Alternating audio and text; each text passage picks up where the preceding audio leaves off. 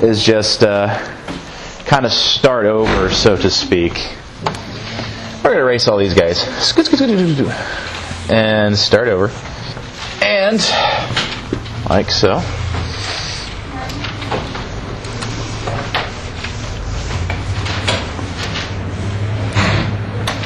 Go over them again. So, we had talked about Dreyfus, yes? And Pankhurst, Queen Victoria, Lytton, Darwin, Dalton, Lyell, Freud, Pavlov, Mendeleev, Curie, and Pasteur. We also should have talked about Stanley, Livingston, Menelik II, Shaka Zulu. You say we talked about Salim III? No, we haven't. We have not, okay. Did we talk about Muhammad Ali? No. No, we will. Nasser al-Din, I think we did. Yeah. And what about the Maori? Yeah. No. We did. What? Yes? No? We'll talk about it. Suffrage?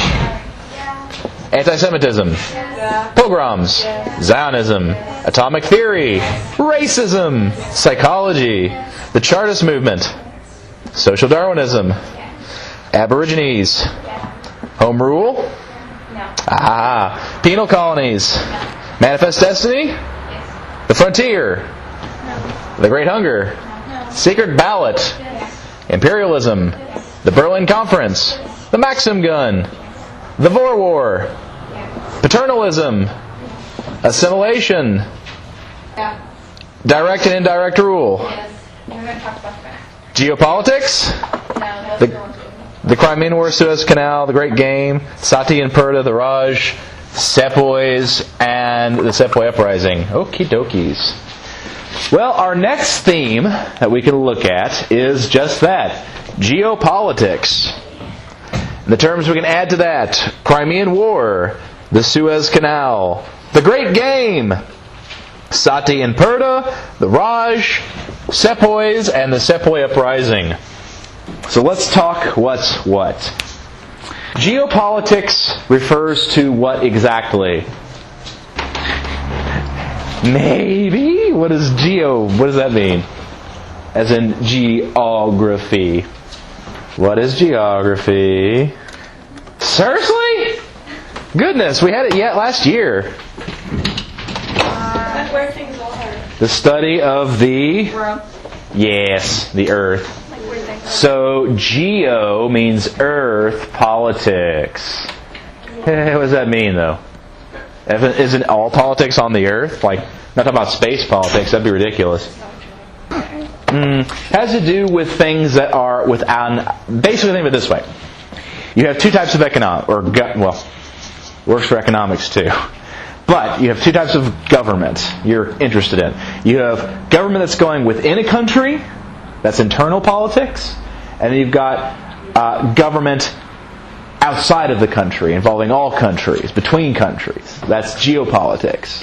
So geopolitics is, by definition, politics that occur between countries. With me so far? Where there's smoke, there's fire. And where there's fire fresh barbecue. No, anyways. So geopolitics refers to this politics between nations. Let's have an example of that, shall we? How about the Crimean War? What was the Crimean War fought over? Crimea? Yes. And why? They did. Why did everyone else become involved? And that would upset the delicate of power. Oh yeah, so a bunch of nations came together and when it goes... So as to protect the... how much power each person had. What's it called? Imperialism? It's Of power. power? If everything is equal, it is... What? Equivalent.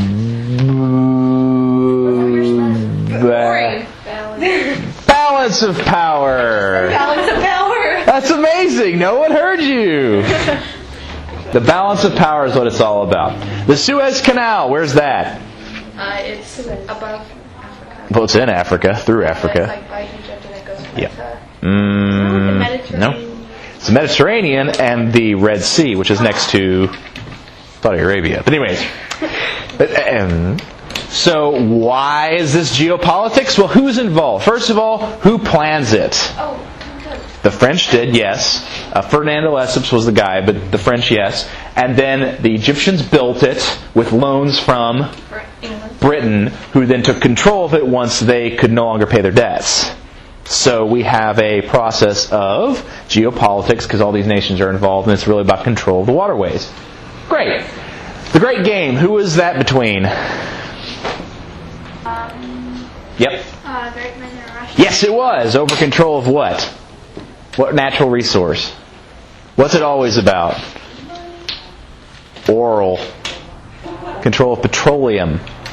So the Great Game was basically competition over Central Asia between Russia and Great Britain over the natural gas fields and over the petroleum resources there. So, again, geopolitics. The Sati Purta Raj and the Sepoy Uprising all have to do with Britain's colony in India. Specifically, when they took over, they started to try to ban various Hindu customs, such as the Sati and the Purta.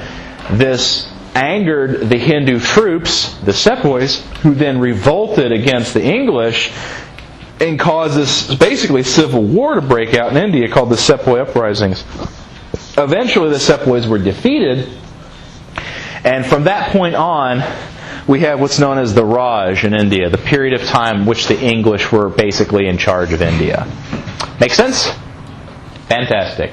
So let's talk about these other things that don't necessarily fit nicely into other categories. First, Selim III. Who was he? Who was Selim III? You're thinking Muhammad Ali. Selim III was an Ottoman sultan. Specifically, he was the last really competent Ottoman sultan. I suppose you could argue that there was another one later on, because he did get rid of the Janissaries, but from basically him until Selim, you basically have a series of incompetent sultans. And the reason this happened was he tried to replace, or rather, he tried to update the military, and that angered the Janissaries because they thought it would replace them, and so they rebelled and basically overthrew him. Muhammad Ali was an Ottoman commander of military forces who was sent to Egypt to suppress the rebellion going on there, and instead he joined it, took control of it, and became the king of Egypt. From there he began modernizing Egypt and really set it up to be quite successful. However, his successors weren't nearly as good, which is basically what happens with the Suez Canal falling apart, because it probably wouldn't have happened under Muhammad Ali. But still, he's the guy who kind of modernizes everything. Now, the Maori, who were they? Native of, not Australia, that was the Aborigines. It was of New Zealand, yeah. And did the British defeat them? Kinda, yeah, eventually. They actually were successfully able to defend themselves from the English, but eventually they made trade concessions that turned to other treaties, and they eventually lost their power. I guess we can actually tie home rule with the Great Hunger as well. Where did the Great Hunger occur? Ireland. Yes. And so basically what happened in Ireland? There was a potato famine, yes indeedy. So this was a problem. Why? Because that was their main... Yeah, it was a main staple crop. Alright, so did anybody help them? Try to make the situation better? Some, but not really well, did they? In fact, one of the biggest problems with this was the landowners who actually owned the land that these Irish farmers worked on didn't even live in Ireland, did they? They lived in Britain. So this big disaster kind of fired up the Irish, and they tried to get, and eventually successfully got, what? Home rule, yeah. So these things are tied together in that way. Can somebody tell me what a penal colony is? A prison colony. Yeah, why? Why do we have prison colonies? Yep, it's a way of getting rid of capital punishment. Any examples of a penal colony, you know? Australia, yep. Last and not least, the frontier. Can someone tell me, why is the frontier a significant thing in U.S. history? Just throw it out there. It's fine. Just like grow anything in the West, it's all like when they grow crops in, so no one can really spread out there? Well, we actually can. You're right about the crops not growing very well there. Instead, we rely on a lot of ranching and things like that. Although towards the north you can do cropping or growing things like that. But really it's kind of more the concept. Because what does frontier mean? Do you guys remember? Where nobody is. So if you go move out there, what does that mean? You're going to be next to nobody else, right? So you have to protect yourself. True, absolutely, which is one of the big problems with law. But also, it means that there's a lot of opportunity. Think about it. If you are the outcast members of society, that offers an opportunity that you wouldn't have back in the main settled areas of your civilization. I told you the story of Bass Reeves, for instance. African Americans who, were freed slaves. Even if they were free, they weren't exactly welcome in the North. I mean, people weren't really all about racial equality up there. It was more kind of like moral judgment, I suppose. They didn't get along. So this offered a lot of African Americans an opportunity to go achieve land that they wouldn't be able to necessarily. The other major thing with the frontier, why was it that America didn't really go about setting up colonies for the first half of the 19th century? Because we didn't have to. We had the frontier, the American West. Think about America not as it is today, but basically as a heavily concentrated area on the East Coast. Suddenly you have all this open space with natural resources ready for the exploitation of those bold enough to go out there and get it. You know what I mean? So basically we colonized North America. We don't think of it as colonies because it's attached to us physically, but it's the same thing. And the treatment of America's indigenous peoples, the various Native Americans, was just as bad as you saw the treatment of the English or the French or the Dutch. It's the same. So the situation is we didn't have to. After we settled the area, we did then start turning to colonies such as in the Philippines, in Cuba and Hawaii and places like that. But ultimately, that comes later because of the frontier. It also means we don't undergo as many problems as we otherwise might. Like, yes, we had the Civil War, but keep in mind how many problems are going on with, like, the French revolutions, all of them. We didn't have that because anytime you had somebody that was discontented with the system, they just move out to the American West and just kind of form their own little community. That actually is what happened with the Church of Mormonism. Its founder, Brigham Young, was killed, and his followers went out west to settle their own area away from everybody else, and eventually kind of the rest of the U.S. caught up to them, and they were basically a state out there.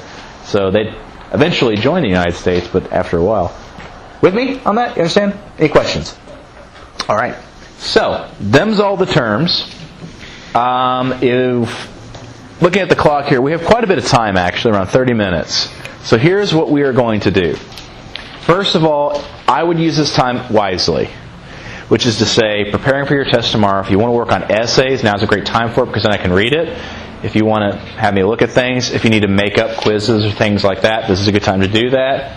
Don't play Flappy Bird. That's not a good usage of your time. So again, that's up there. I'll pause this, start uploading it, and then if you guys need to, go online.